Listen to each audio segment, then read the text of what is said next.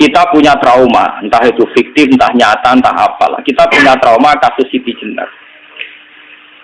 Orang yang mendalami la ilaha illallah secara intensif, ya, entah itu disebut kalimat sodo, bosuluk, boseloko, mbah koros, pokoknya. Orang yang memahami la ilaha illallah secara intensif, itu pasti menuju ilmu hakikat. Dan menuju ilmu hakikat pasti ngalami hakikat yang khoyali. Ini ruang nonton ini. Hakikat yang nopo? Khoyali. Dan hakikat yang khoyali ini mulai menipu. Ya, kalau sudah begitu ruwet. Misalnya ngeten ya. Ketika kulon moco ya, diskusi ini udah perdebatannya kali Jogo besi benar. Saat itu ada Sunan Bonang juga. Kamu sujud pakai apa kali jaga? Ya pakai jasad. Dari Siti Jenar. Daging kamu itu hanya onggokan daging. Nanti itu jadi bangkai. Dan setelah jadi bangkai itu habis. Kamu nanti ditulis Tuhan tidak termasuk yang sujud. Kebuah ada yang mbok sujud itu bentek. Mikir kan juga. Rugi ke sujud ke badok ke tangan. Jasad tem sebenarnya bentek. Orang-orang sing cerita kowe nak sujud mergo jasad itu mau sebenarnya dadi bang. Lah nek ngono sujud ning hakikat ora usah badok, ora usah tangan, ora usah sikil, yo rokem iku lho kon sujud mbek pangeran. Nak sujud mbek fisik ku rugi wong fisik sobanan. Mikir kali. Wong bolak-balik Jogo mantan wali preman terus jadi pusing. Siti Jenar tahu belajar tak tahu ning Irak. Yang jelas yang mulang gak sadar mau orang menangis. Wah, uang ini menjadi perdebatan. Sehingga keyakinannya kayak Siti Jenar, la ilaha illallah itu ya wahdatul wujud itu innalillahi wa inna ilaihi. Selama ini kalau orang syariat misalnya, orang syariat itu kalau ada orang mati, misalnya Kak Ruhin mati, ini aku kan muni innalillahi wa inna ilaihi raji'un, saiki Ruhin wis mati. Mati itu balik ning pengen. Itu cara wong hakikat kan salah besar. Orang mati itu tidak ada. Cara ilmu hakikat kan orang mati itu tidak ada. Roh ini tersiksa di alam fisik. Jadi ruh ini tersiksa di alam fisik. Karena ketemu ning jasate ruh. Tersiksa itu. Aku ora ape mangane kudu kerja piring Jepang tersiksa roh. Asal roti mau tersiksa. Misalnya kiai ape mangane dadak kudu pidato 2 jam bareng tersiksa. Roh kenapa? Tersiksa. Mergo roh ora butuh mangan, ora butuh ngombe, gara-gara melok fisik. Paham ya? Loh, ini tenang. Dia ketawarai ya, bener. Kula, bosen. Sama betul loh, guru waras maksudnya. Artinya waras secara akademik karena ada referensi, ada marojek, ya. Waras secara hakikat. Kula nu mau merasake sampean wis ilmu hakikat. Artinya saya juga ngalami ilmu hakikat. Lalu ketika ini sekarang hikam, wong rata muka sabar, rasa jadi ulama. Entah sekian detik ulama itu harus pernah muka sabar. Biar merasakan ilmu nopo aja. Tapi ilmu hakikat itu bisa dilogikakan sebelum sampai secara musyahadah. Paling enggak bisa sampai secara logika. Manusia itu mulai Nabi Adam sampai sekarang itu kan punya roh, dan roh itu tidak makhluk. Ya, roh itu tidak makhluk. Ketika roh itu diletakkan di jasad, dia itu tersiksa. Karena ketika dia ke jasad fisik, namanya mengalami keterpisahan dengan yang abadi. Dia ini ning jasad fisik tersiksa. Karena dia harus di alam yang kasat mata, alam multi. Tersiksa. Ketika dia tersiksa, melok ruhin, akhirnya dia mangan kangelan, akhirnya lesu mangan. Padahal roh gak butuh mangan, perlu dicatat roh gak butuh. Ya butuh gunung kidul barang, roh ora butuh rapi. Paham? Ya butuh cinta, ora butuh pegatan, ora butuh macam-macam. Paham? Tapi karena dia nempel jasad sing butuh mangan, butuh rabi, butuh wedoan macam-macam. Akhirnya roh tersiksa. Suatu saat kalau roh ini dalam bahasa manusia mati, ini dalam bahasa manusia mati. Ini hakikatnya roh itu tidak mati, dia kembali ke habitatnya. Ini disebut innalillah. Kita ini dari awal ya dengan Allah. Wa inna ilaihi juga kemudian nanti kita pasti kembali ke Allah. Dan itu diyakini betul oleh orang wahdatul wujud. Jadi kalau roh mati itu ya tidak ada mati. Terus sekarang itu kembali karena sudah lama mengalami keterpisahan mergo melok fisik-fisik dari ono kerja dasinan, ono nggo proposal roh melok. Paham itu? Kita di roh napa melok roh. Kalau dia tersiksa ngatur ora butuh mangan, ora butuh proposal bocah ngalor. Itu tersiksa. Makanya dalam cerita-cerita Jalaluddin Rumi yang otentik di kitab-kitab begitu. Ketika beliau mau meninggal, muridnya itu nangis. Dari Jalaluddin Rumi, kamu jangan nangisi saya ini mau pesta, saya ini mau pesta perkawinan. Kamu tidak merasakan penyesalan saya ini lama menyesal, karena harus hidup bersama kamu. Terus saya ini tersiksa karena ngalami alam yang rusak, yang fana. Alam yang fana. Harusnya roh saya itu di alam abadi, bukan di sini. Maka jangan tangisi kematian saya. Kematian saya adalah kembalinya roh ke habitatnya. Semenjak itu kematian dianggap malam perkawinan, karena roh kembali. Walhasil meniku seorang ilmu tasawuf bahasa Arab jenenge wahdatul wujud, kena Jawa Yogya Solo keadaan jenenge manunggaling kawula. Mergo sing rawan ngono rugen, Pak. Nek iki tak terangno detail. Dadi bathuk mesti iki buku sujud kan. Niku sampeyan ilang. Dadi seksine terlalu ngawur cara teorine sinten Siti? Rugi kowe. Wis tadi ya kento. Kali coba mantan preman gak cepat terus ora ngono mbok terus tak pateni kowe. Lah cepat iki ora iso. Premane kumat. Ya preman gak debat ilmi. Ngono ku model. Kali Joko ya ora salah, bisa Sayyidina Umar nggih ngoten. Umar sahabat top. Lah jak debat atau milih tak patenane ya Rasulullah. Gak iso dene ilmiah. Mantar preman pasar ukat terus jadi sahabat top. Debat yang milih mate. Ini wonten cerita wong Yahudi njaluk keputusan Nabi. Bareng wis diputusno Nabi cek mamang. Ndak tenang keputusane ngono dalam sengketa duniawi. Bariku takok ya Ali. Ya Ali, aku mau sowan ning Nabi Muhammad. Dikai keputusan Nabi mamang karo kowe pilih. Sampai Ali dikai keputusan persis kanjeng Nabi. Cek mamang meneh takok Umar. Takok Umar aku mau sing Muhammad, sing Ali dikai keputusan kok mamang, Mar. Cara kowe piye? Urusan kowe. Ndani iki. Entah dia meleput buat apa? Uang diputus Nabi ora mar. Buat mati. Awe. Mereka mantan apa? Cara mantan intelektual atau intelektual kan ya wajar nggak uji percaya Nabi. Kan barang cara Ali sudah gak percaya kandani. Orang percaya Ali dengan lawan apa paten ini? Ya wajar nggak uji kok percaya Nabi, nak percaya orang itu ya uji Muslim. Ali itu Gustur. Ada Gustur lah itu dia tentang Ali dan ngoten mata ingat. Nasibnya bodoh. Ali itu ilmuwan yang jadi presiden gak sukses. Ini niru Gustur.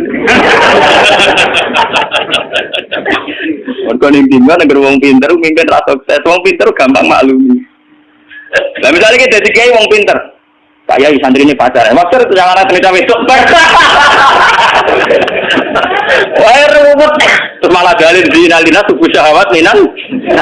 Iya bodoh tanpa pelaturan tadi. Paham ya? Ruwet dah.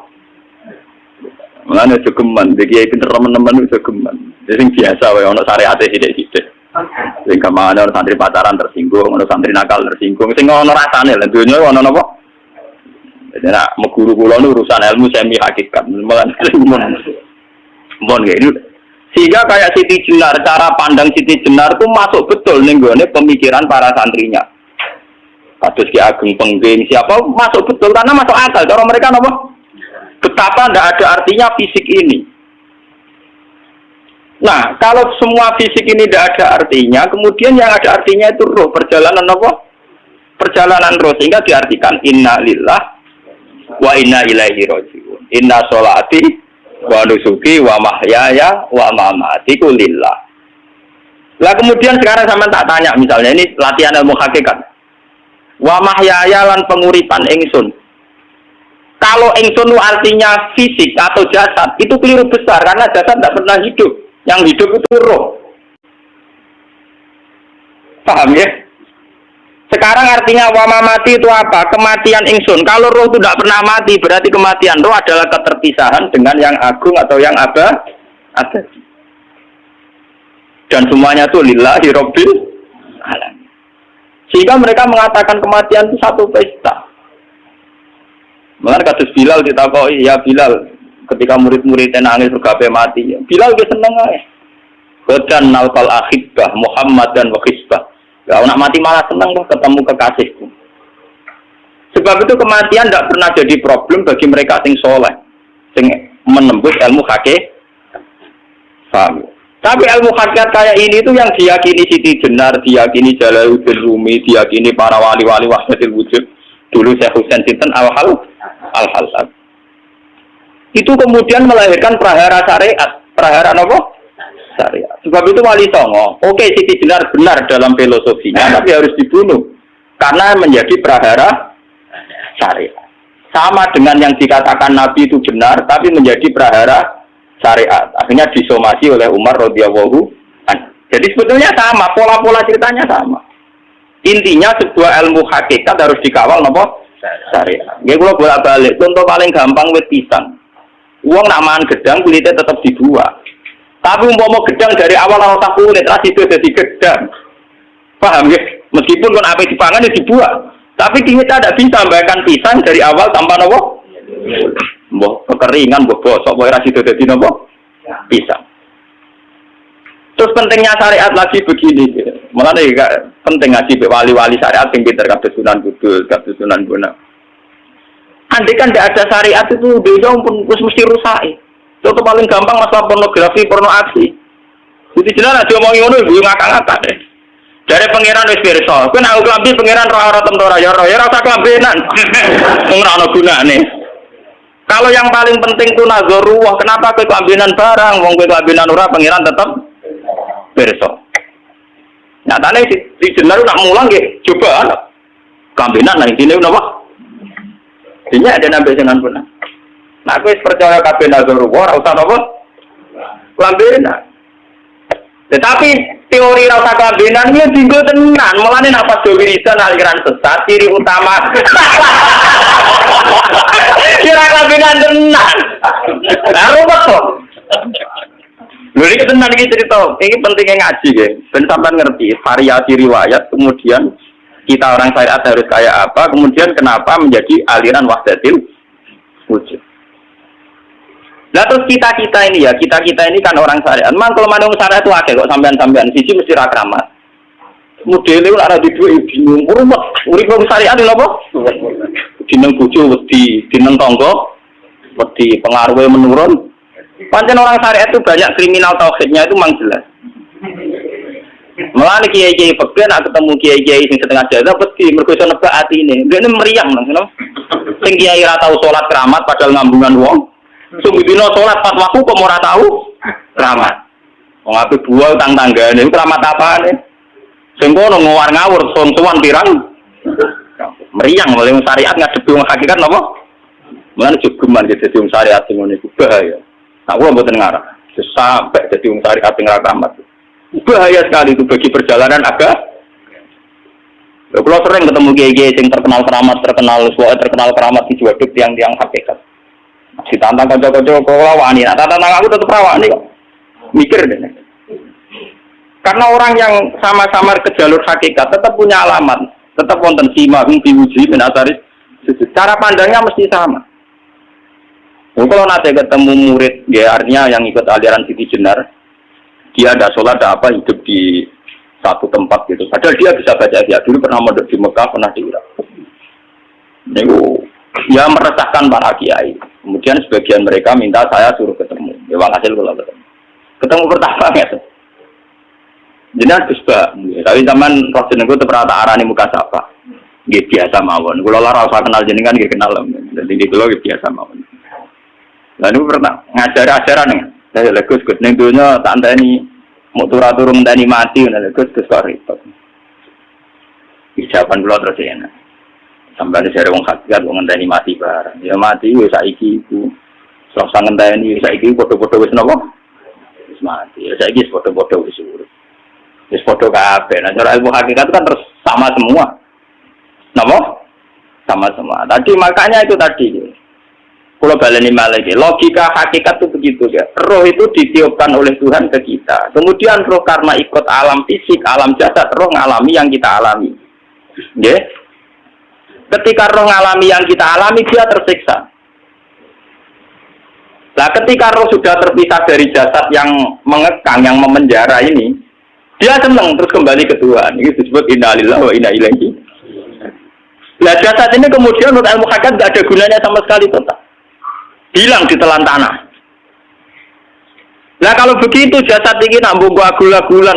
Gusti bathuk kula tak nggo sujud tangan kula ndi buktine tangan wis ora ono. Bathuk wis ora.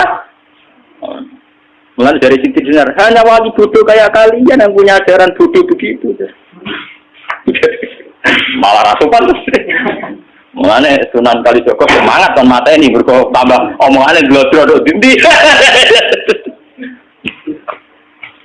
Tapi yang nggak disadari Siti Jenar yaitu tadi. Inti dari ilmu hakikat itu kan tunduk sama kersane Tuhan. Kalau sudah tunduk pada kersane Tuhan, kalau kersane Tuhan roh kita harus di jasad. Dan wujud jasad kita ini juga karena kehendak Tuhan. Kenapa yang wujudnya jasad yang karena kehendak Tuhan engkau ingkari? Sementara wujudnya roh tidak kamu ingkari. Toh wujudnya jasad ya bi iradatillah wa bi masyiatillah. Wujudnya roh ya bi wujudi bi masyiatillah wa ira.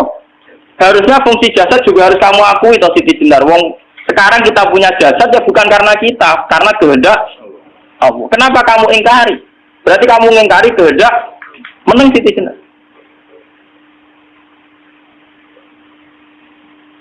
Makanya hakikat yang pertama saya itu pasti khayal. Lah Siti Jenar itu hakikatnya baru yang sampai khayal itu. Jika dia tersesat. Sebetulnya kalau sudah hakikat beneran itu tidak perlu khayal begitu. Artinya perlu khayal jasad kita sing senajan ora ana gunane ini. Tetap piye wae wujudnya karena kehendak Allah. Juga kita harus terima. Apapun kekurangannya, apapun kenaifannya, ironisnya harus kita terima. Ini sebagai bentuk penerimaan kita pada masyiatil. Begitu juga keadaan roh kita sebagai penerimaan atas masyiatil. Meskipun ada teori-teori roh yang lebih valid. Lebih valid misalnya begini. Kanjeng Nabi itu suatu saat ininya terputus karena perang Uhud. Itu Kanjeng Nabi dia dolanan drijine ini. Napa jari jemari ini Nabi putus. Dia dolanan. Jadi Nabi sendiri kadang sering ngajarkan ilmu hakikat. Hal lagi illa isbun udniyat wa fi sabilillahi ma laqitu. Kowe ora trimo fisik, bentuk fisik jari jemari sing ditetir berdarah. Tapi nak kowe fi sabilillah ayo wis kowe balik ning habitatmu. Sehingga kenapa para sahabat itu ketika dicincang, ketika putus tangannya, putus kakinya, sahabat yang usul ke ilmu hakikat itu malah senang. Karena jasad kita ini kan ila sabilillah menuju jalan Tuhan. Sekali dia sudah terluka fi sabilillah itu sudah menemukan formatnya. Cara teori Cina sudah menemukan formasinya. Paham gitu? Orang kok malah ngeluh itu berarti goblok kok tak paham no?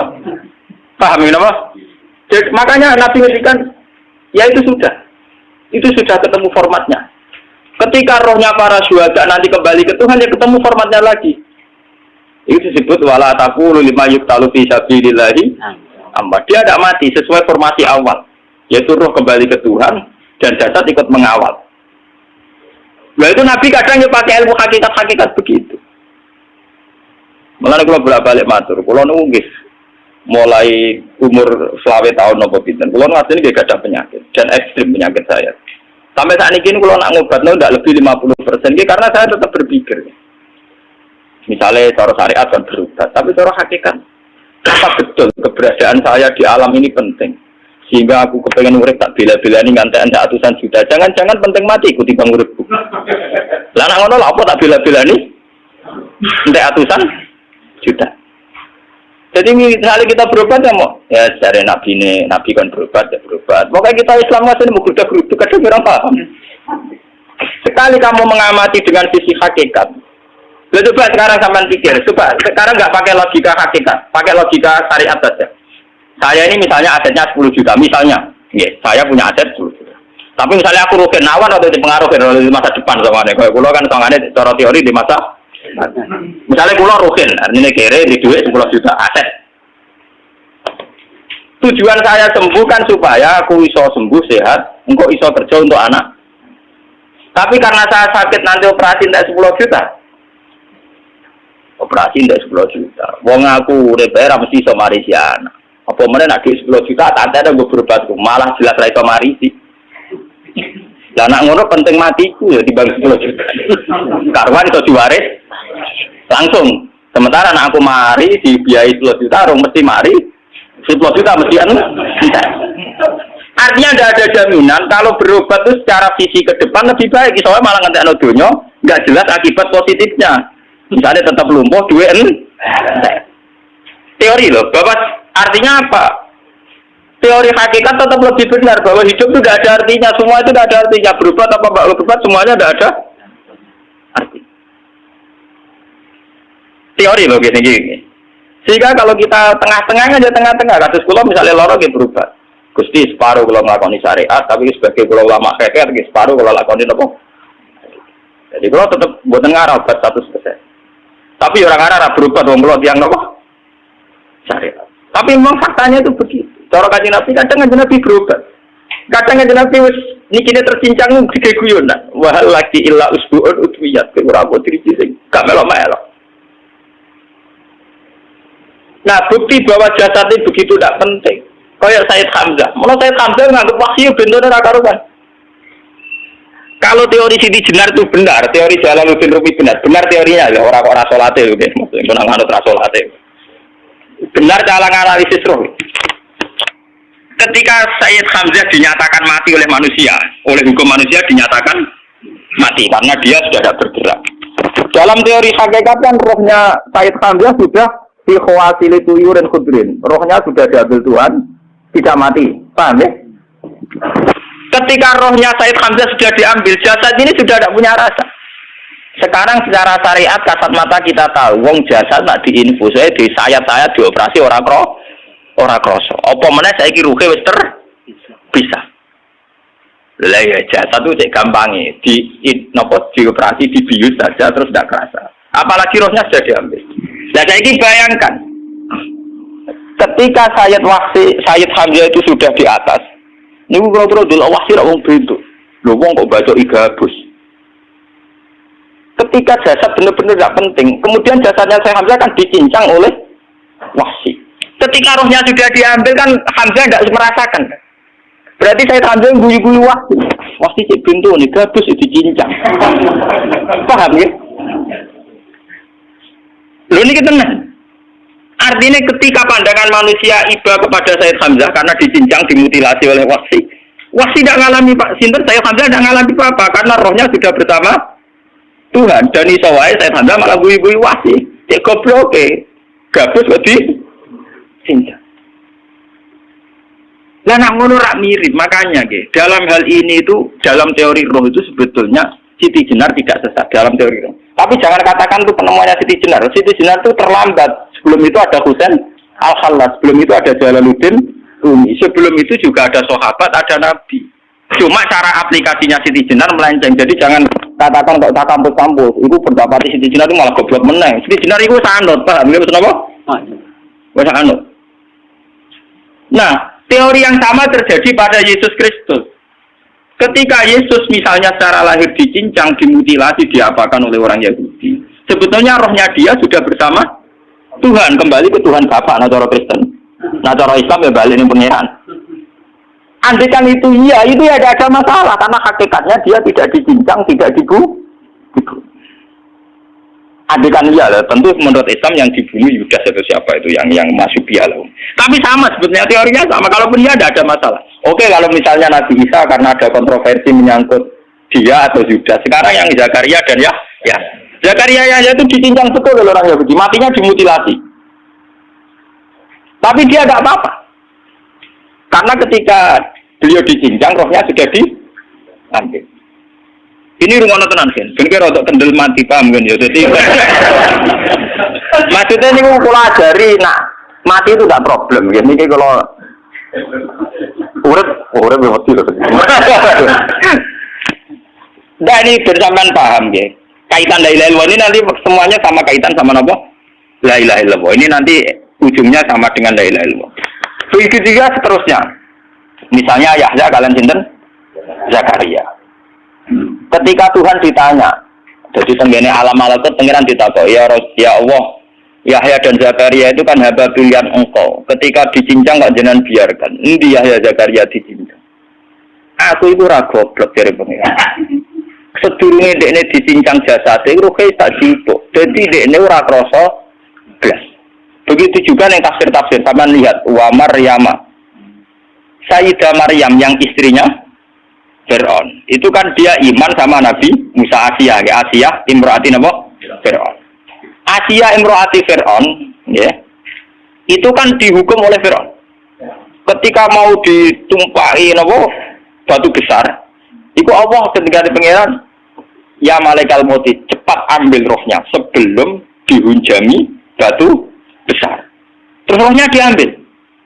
Sebab itu dalam hukum Tuhan, Tuhan itu tidak merasa bahwa Tuhan membiarkan Asiyah, membiarkan Hamzah, membiarkan Yahya, membiarkan Zakaria. Dalam hukum Tuhan, semua orang ini roh-roh terhormat. Akhirnya nak anggo teori iki sing nyincang malah goblok, wong gabus goblok sin. Jangan ngono dadi. Nak anggo teori iki malah berbalik, sing goblok sing nyincang. Paham? Yo jeneng koso sebab sampean kiaskan saja. Wong dibius wae disayat-sayat gak kroso. Kaya apa nak ruhe bener-bener wis tercabut terpisah. Rasane ning ndi? Iki disebut wala taqulu lima yuqtalu fi sabilillah napa? Nah kemudian roh ini kemana? Nah, roh itu sudah menyatu dengan kalimat tauhid. Mesti roh itu bersaksi la ilaha illallah. Itu sing disebut ning alam roh ketika Allah tanya alastu bi rabbikum mesti qalu bala. Mesti mereka jawabnya apa? Bala. Karena alam roh tentu lebih mudah bersaksi akan keberhadiran dan keeksistensi Tuhan Allah Subhanahu wa taala. Paham ya, ini sama penting. Nah, ketika kalimat tauhid sudah menyatu kayak begini, itu mesti kalimat tauhid sing mesti langsung untuk swarga. Itu dimaksud Nabi mustaiqinan biha qalbu mukhlishon biha qalbu. Ati itu qalbu kan nggak bisa kamu artikan jantung atau liver kayak teori modern sekarang. Misalnya qalbu itu apa? Jadi kiai qalbu itu jantung. Nah, ngono beda mek liver. Lah nek liver apa kabidun niku akal-akalan aja padha ora paham. Bahasa kolbun, fikrun, aklun itu sesuatu yang misteri. Roh ini kemudian dengan kalimat tauhid sudah menyatu disebut mukhlishon biha qalbu. Ada tingkat kemurnian hubungan roh dengan kalimat tauhid. Nah kalau begitu pasti dakhalal jannah. Karena tidak mungkin kalimat tauhid kok di neraka. Lah ini ngomong masalah-masalah hakikat. Uang sing gak tahu petualangan hakikat, momennya yang sering bingung bakas duit, bayar kredit, utang jatuh tempo. Orang kan kalau mikir, utang kamu sentak gue mikir dulu.